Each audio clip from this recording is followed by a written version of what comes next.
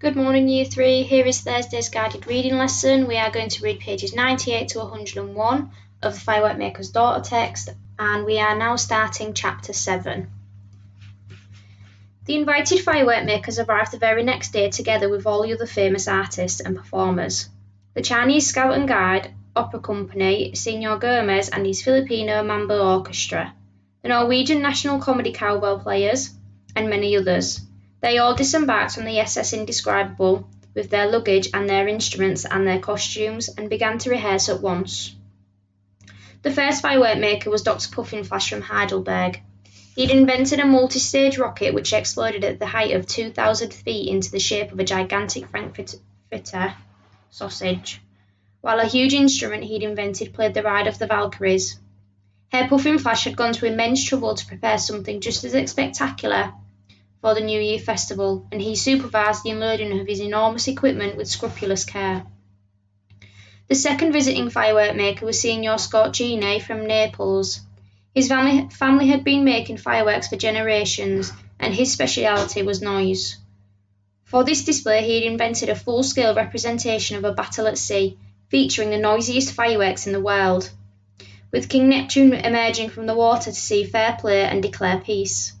The third and last firework maker was Colonel Sam Sparkington from Chicago. His display was called the greatest fireworks show in the galaxy, and it usually featured Colonel Sparkington himself, wearing a white Stetson hat and riding a horse. This time it was rumoured he had invented an especially exciting display involving something never before seen in the art of pyrotechnics. And while the three visiting firework makers were assembling their displays, Lal Chand and Lila were working on theirs. Time flew past. They barely slept, they scarcely washed. They hardly ate, they mixed vats of golden serpents they ordered, 1.5 tons of flowers of salt. They invented something so new neither could think of a name for it until Lila said, foaming, and snapped her fingers. Moss, said Lal Chand. That's it. Lila showed Lal Chand her delayed fuse method, but it didn't work until he thought of adding some spirits, and then it worked magnificently. It would let them set off 50 or 100 fireworks at once, which had previously been impossible. Okay, we're going to leave it there for today, so you need to go into your guided reading books and answer your questions on your worksheet.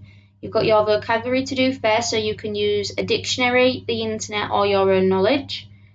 And then you need to go on to your questions. So your first question, who was the second firework maker to arrive at the festival and where was he from? So you need to go back and read page 99 and find the second firework maker and where he came from. The next question is what was his speciality, which is also on page 99 in the same paragraph. And then you need to tell me how you think Lila and Lal Chand are feeling now the other firework makers have arrived for the competition and why. So they might be feeling anxious or worried or scared, because you need to remember that Lal Chand's life is hanging in the balance. So if they lose this competition, then he loses his life. So how might he be feeling? And don't forget to tell me why you think that. If you have any issues, just give us a message and we'll get back to you. Enjoy the rest of your day.